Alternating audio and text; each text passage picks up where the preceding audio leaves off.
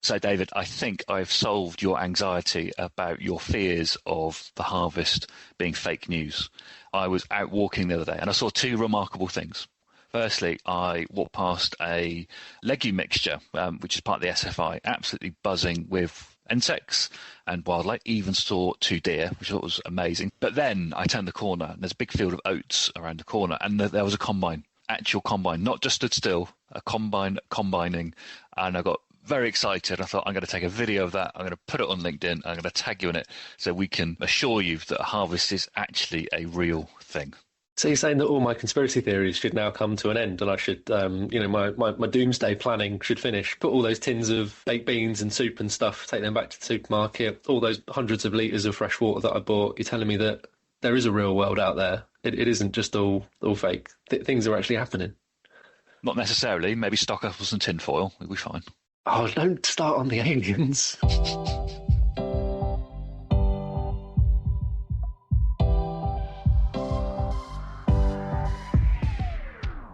Hello, after a 7-day absence, we are back. Hardly a surprise given that Agonomics is a weekly podcast. I'm David Udall. And I'm Jack Watts. Here to help you get up to speed with the economics of agriculture, as we have done for the last 3 months or so. And here's to another 3 months. Let's just stick with 3.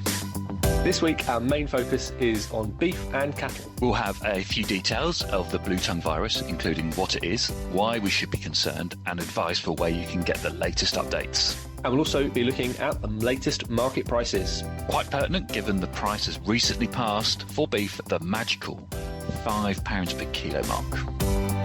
So please follow or subscribe to this podcast to make sure you don't miss an episode. New shows drop every Wednesday at midday, and please get in touch. Comment on any of AHDB's social channels. Or email us, agonomics@ahdb.org.uk. So while we're focusing on beef and cattle and a little bit of sheep today, let's not forget about our other four-legged friends. And we're doing a pork outlook, which we're going to release soon in the next few weeks. So when that is out there in the world, we'll make sure to come back and talk in detail about that as well.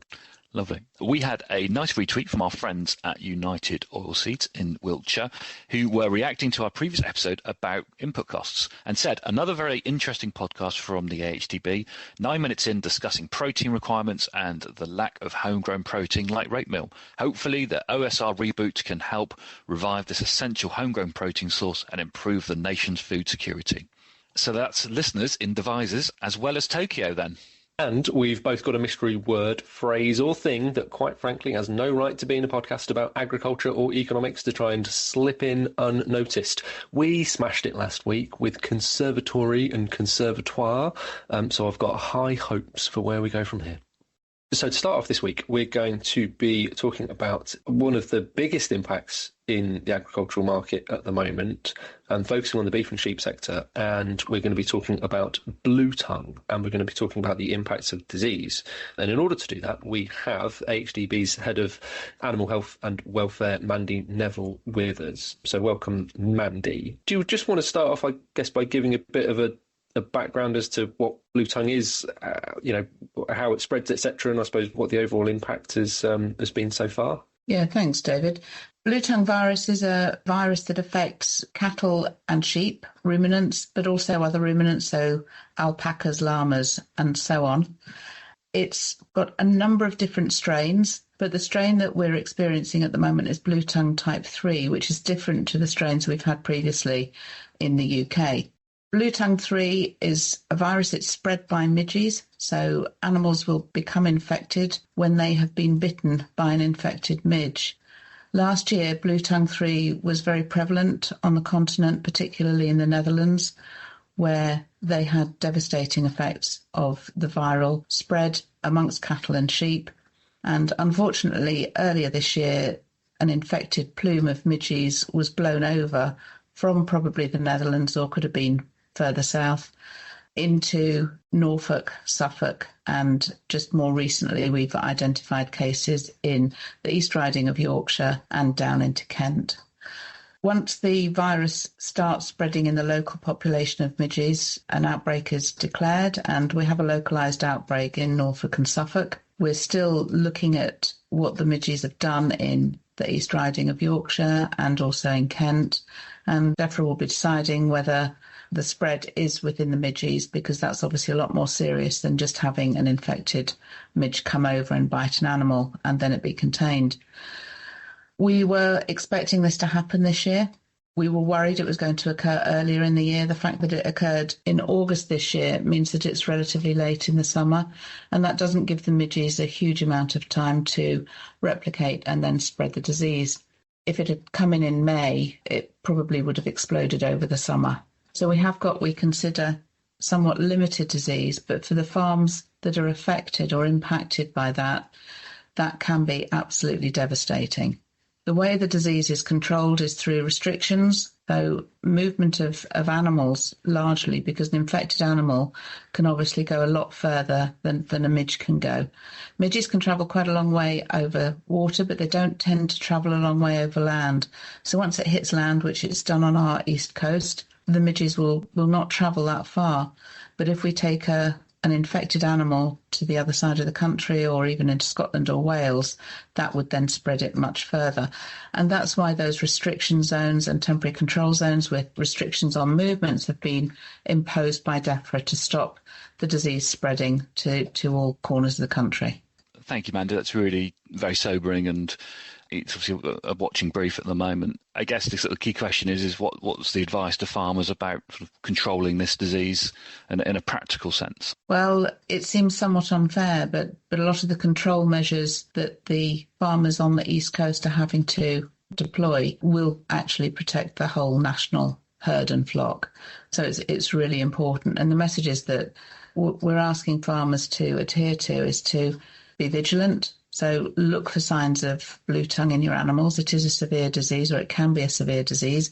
In cattle, it seems to be less severe, so those signs might not be quite as noticeable. But those animals, if they're infected, then become a reservoir for infection and can spread it to sheep. Sheep are much more severely affected, and it can cause mortality. And we have seen some mortality in sheep because of bluetongue.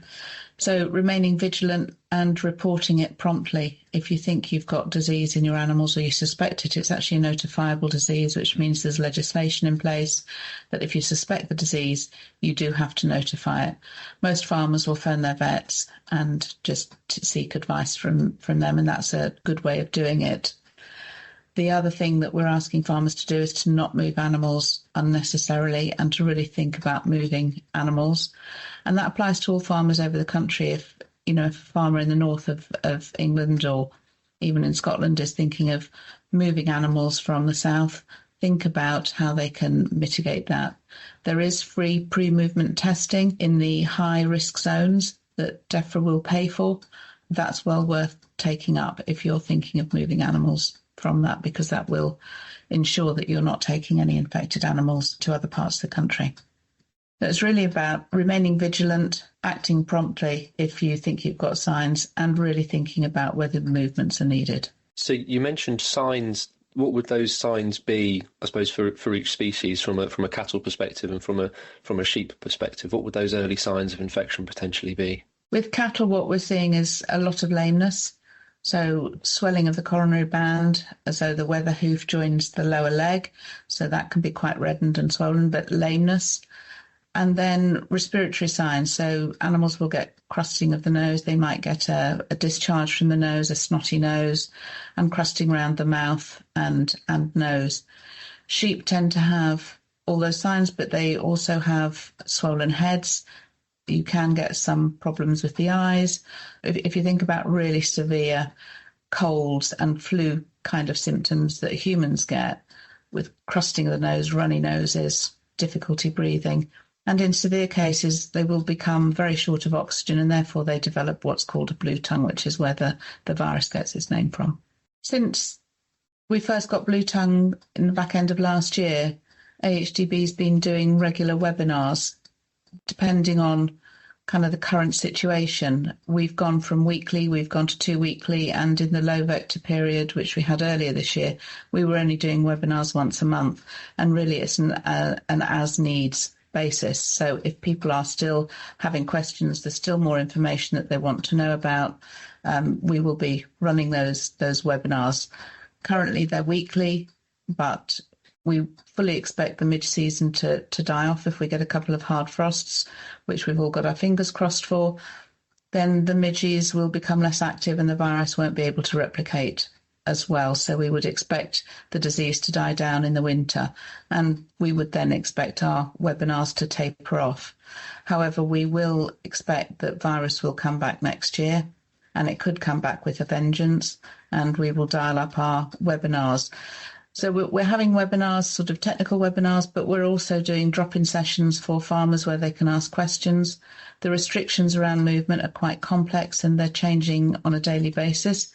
We have those so that people can pose questions. We have DEFRA representatives, APHA representatives, and technical specialists on those. So if there are any questions that farmers have, we can answer them then. And then we post all those questions up on our FAQs. I realise that sheets of questions are not what farmers really want to read, but they are there, so the information is out there. Yeah, there's a wealth of resource available on our website, isn't there? So I guess it's just a matter of a quick Google of AHDB and Bluetongue information, and I'm sure there'll be plenty that will come up for you. Yeah, I think it's important to just alert farmers to other websites. So DEFRA obviously have the legislative powers to control Bluetongue, so anything legislative will be on the DEFRA website, which also has some really good images of clinical signs of those animals. So that's worth pointing to. And also the Ruminant Health and Welfare website, which has a dedicated Bluetongue page, and there's lots of information there too. The Secretary of State has issued a permit for use of 3 vaccines in England. The vaccine itself has not gone through the full regulatory approval process, so it's not fully authorised. It's still an unauthorised vaccine, and the industry is working closely with government to roll that out, probably to the higher risk areas first, then wider. I think it's important to say that vaccine is not a silver bullet. We know that in the Netherlands and in Germany there's been widespread vaccination of animals well into the 90s of the sheep block. There have still been cases, quite severe cases of disease, but what it has done is it's reduced the severity of the disease, and it's certainly reduced the number of animals dying. In terms of the vector, the midges spreading the virus, is there anything that farmers can do to either to try and manage that exposure of livestock to midges, or is that a fairly futile thing to ask for? It's a really difficult one because we fully understand that farmers want to do something, and the strategies that you can employ are not great. So repeated insecticide use, and it would have to be very frequent repeated use of insecticide, is not environmentally sound. It doesn't work. One infected midge can transmit the virus, and there's no way on earth that you're going to kill all the midges on a farm. In the continent, some people have put, for example, rare breed zoological specimens into indoor sheds where that has not completely stopped the spread of the virus, but it has reduced it and those animals have been less affected. But that's just not practical to put all animals inside. Some farms may have areas of the land where it gets particularly windy. We know that can disperse the midges quite quickly, but again, that's not practical, and because the weather's so changeable, it's very difficult to predict when you should put your animals there. So unfortunately, there's not a huge amount that farmers can do to protect that.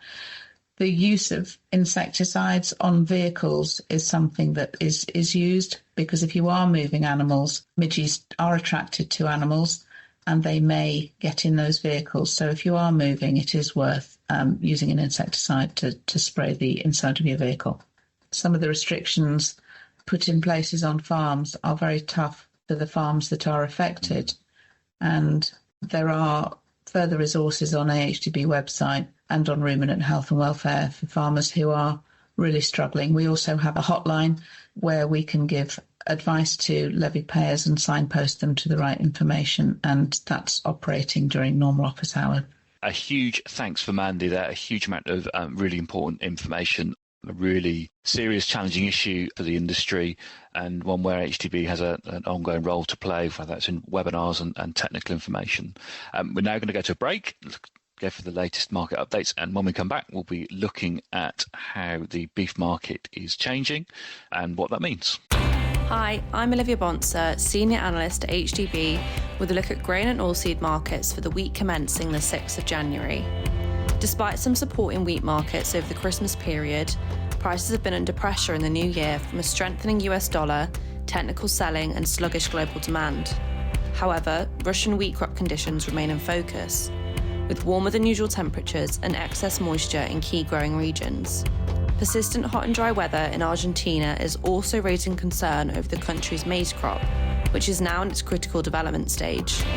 For rapeseed, new crop prices are supported, with doubts over prospects for global rapeseed production in 2025, though forecasts of heavy soybean supplies from South America limit any major price increases. Over the next few weeks, weather in major exporting countries such as South America and Russia will be key in driving prices. The USDA will also release updated global supply and demand estimates at the end of this week. To stay up to date with the latest data and analysis across arable, red meat and dairy markets, head to hdb.org.uk and click on Markets and Prices.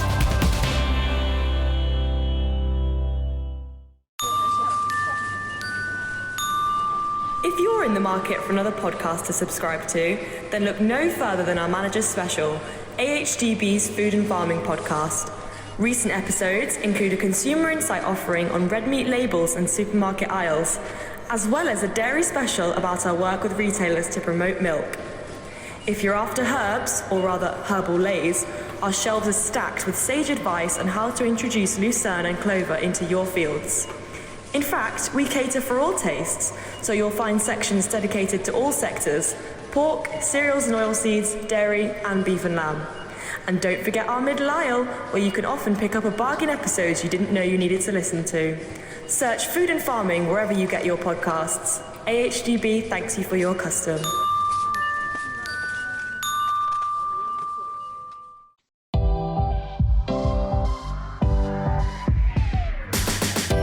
Right, second half of the podcast. Thanks to Mandy for the first half of talking about the impact of Bluetongue, and we're now going to be looking at the bigger picture in the cattle market at the moment, and mentioning a new price record, Jack, as the cattle prices smashed through a psychological barrier like Bruce Lee kicking through a wall. So I'm now going to hand over to you for a cattle price monologue. Excellent. I can't think of anything better. Yeah, so cattle prices, beef prices are fascinating right now.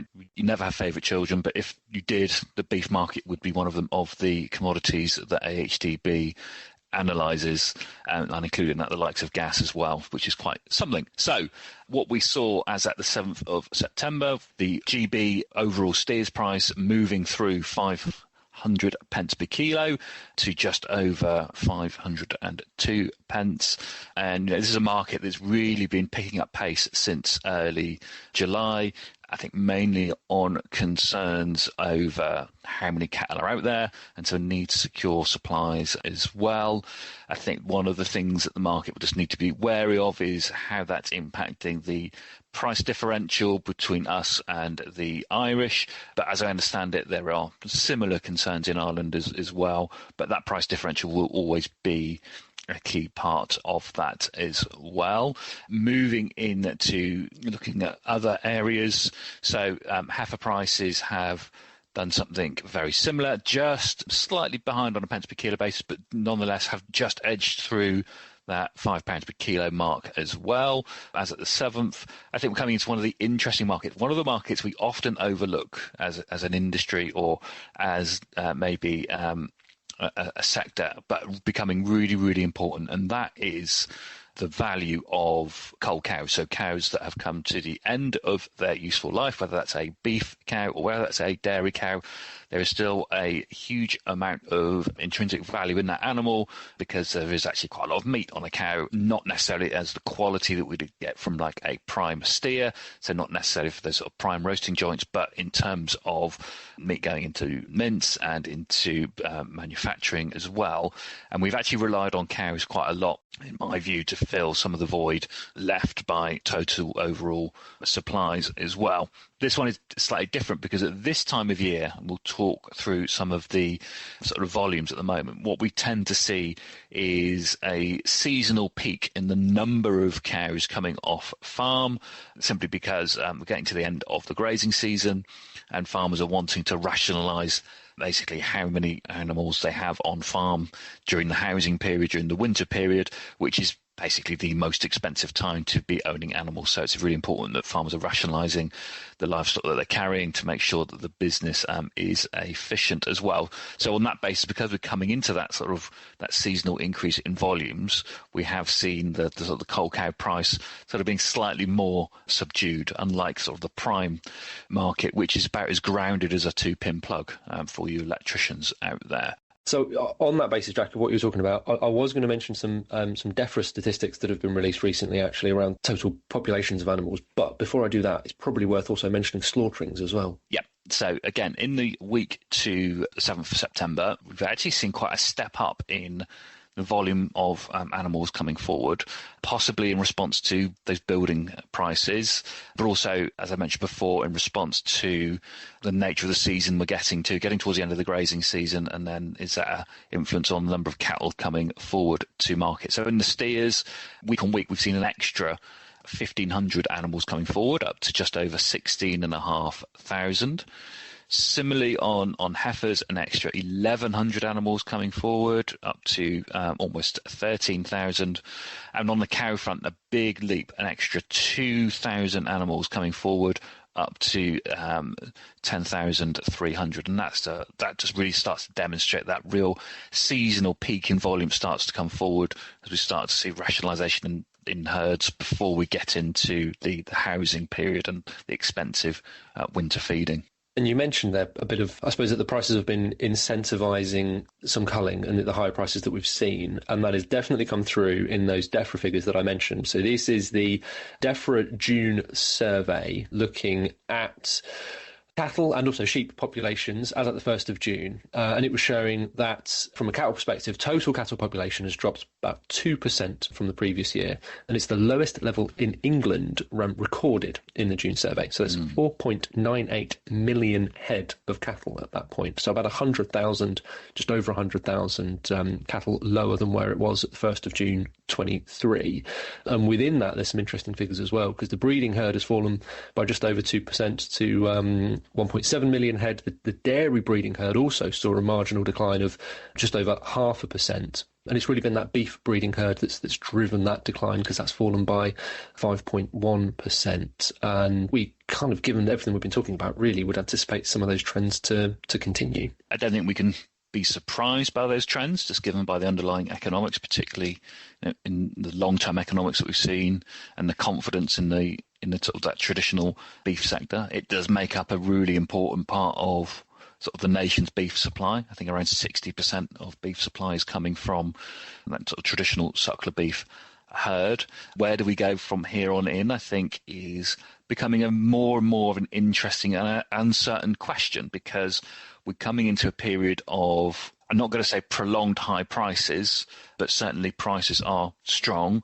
But what we do have to think is that the long term, there's a lead in time to producing a beef animal, particularly if you're expanding or thinking about expanding breeding capacity.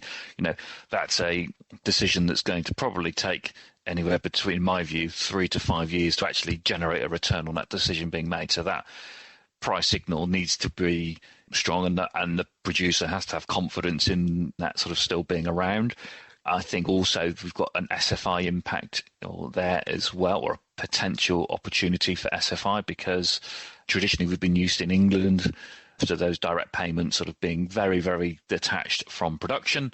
Now you could argue actually are some of those SFI options, can you realise the value of those more in line with actually producing stuff, particularly if we're thinking something like herbal lays, for instance, and some of the grass-based, pasture-based options. So that might be another dynamic, but it does put a huge question mark on what state of the breeding herd from here on in. You mentioned SFI, Jack, and another thing we've seen over recent years has been that integration of livestock into arable rotations, and sheep have been a big part of that. But actually, coming back to those DEFRA figures, as at the 1st of June of this year, again, from an English perspective, the sheep flock has actually seen a decline of 4.3% year on year. It's a lot of sheep. It's equivalent of over 600,000 head of sheep, and that brings the total population down to 13.8 million, down from just under 14.5 million at the 1st of June 23, and that total population actually was mainly driven by the breeding flock, which saw just over 5.5% drop, which is almost 400,000 head within the breeding flock that's reduced. And there's also been an 11% fall in ewes intended for first-time breeding as well. So there's definitely been a change in the sheep flock. And also, again, it's another market where we have seen firm prices, especially, we mentioned earlier in the year, the firm prices that we saw at the start of the year. That raised questions as to whether we thought that stock would be held back. But the DEFRA figures are actually showing that the population of lambs under 1 declined by 3.5%. And we're waiting to kind of see what that data is to get a kind of a bigger picture for the UK. It kind of feels, I suppose, for both cattle and sheep with Bluetongue and the impact of disease. Yeah. We've spoken about commodity cycles previously and kind of how you go through those stages. It kind of feels as if there's some big kind of structural changes ongoing at the moment. This feels like material stuff. And I remember earlier in the year, we were seeing those very strong lamb prices, weren't we? And I think particularly with all the long-term uncertainty, it was looking very difficult for a sheep farmer to be retaining what were expensive or high-value ewe lambs to sort of maintain and build flocks when actually the short-term market was going to generate such a return as well. And of course, we've had a very hideous run of weather as well, which always has a big impact on the sheep flock as well in terms of lambing rates and lamb survival as well. And as we discussed earlier, Bluetongue is another source of uncertainty, I think, because I've always been of the view, SFI, and then the challenges with some of the agronomics of growing crops actually makes having a flock of sheep quite useful in the rotation and quite economically valuable. Of course, that's in the east, and that's where the emerging risks or the growing risk of Bluetongue is as well. So I wonder then what does that mean in terms of that dynamic that we have been seeing over the last few years as well. So it creates more uncertainty, doesn't it? Yeah, definitely. And this is kind of the very reason why we wanted to essentially have this podcast and have this kind of discussion, is so that we can raise these things and talk about how interesting and how sensitive these markets are. And you mentioned obviously kind of the high prices for lamb that we saw at the start of the year. And if you look on a global level, there's also changes, I suppose, on a structural level. But if we look specifically from a New Zealand perspective, looking forward, so this is looking from September this year to September next year, Beef and Lamb New Zealand have actually released some predictions for their season, showing that they think that the total number of lambs in the lamb crop is going to be down by just over 5% to just over 19 million head for that 24-25 year. And it's a similar thing that also we're seeing from Meat and Livestock Australia as well. They think that the sheep flock is going to destock slightly, with breeding ewes expected to come forwards as well. So it's going to be a fall of 2.7% to just under 77 million head for the 25 as well. So obviously we've seen quite a stark price differential between Southern Hemisphere in terms of Australia and New Zealand and where we are from a domestic and European perspective as well. So that could start coming to have an impact depending on where those kind of global trade flows go. So again, it comes back to how interesting commodity markets are, that it is that kind of bigger globalized level, but also there is, especially for the cattle and sheep sectors, like we said a moment ago, it feels as if there is a significant period of change. So it's been a very interesting market for the last 6 to 9 months, if not slightly longer, and I would expect that it's going to remain a really interesting market for the next year at least. Right, wrapping up, Jack, how well did you... I'm going to guess, I think. I don't know why, I think after 3 months I've started getting good at this. Was it 2-pin plug? Yeah, absolutely spot on. Ah, yes. But you did such a good job of just smoothly putting it in. If I didn't know we were playing this game, I wouldn't have actually noticed. Did you catch mine? I thought I did, and then I've forgotten what it was. So we're going to have to say no. Bruce Lee. My analogy is saying Bruce Lee, the cattle sheep going through that ceiling was like Bruce Lee kicking through a wall. I don't know if he ever kicked through a wall. It was the only thing that came to mind at the time. It's Bruce Lee. Bruce Lee's done everything. Bruce Lee could kick through anything that he wanted, couldn't he? If Bruce Lee wanted beef at £4 a kilo, he'd find it. That reminds me of that Chuck Norris thing, that when Chuck Norris does a push-up, he doesn't push Chuck Norris up, he pushes the world down. Absolutely. And while we finished on a lighter note, let's not forget the thing that we were discussing at the start of the podcast and the impact of Bluetongue and the seriousness that could have and is having on the domestic market and specific farms. And obviously there is a lot of information on the AHDB website, not only to the impact of the disease, but also linking to mental health resources as well. So please do check that out if you feel that you need to and you're impacted by the disease. And hopefully we will see some colder snaps coming soon to stop the spread of the midges and reduce the impact that we're seeing immediately.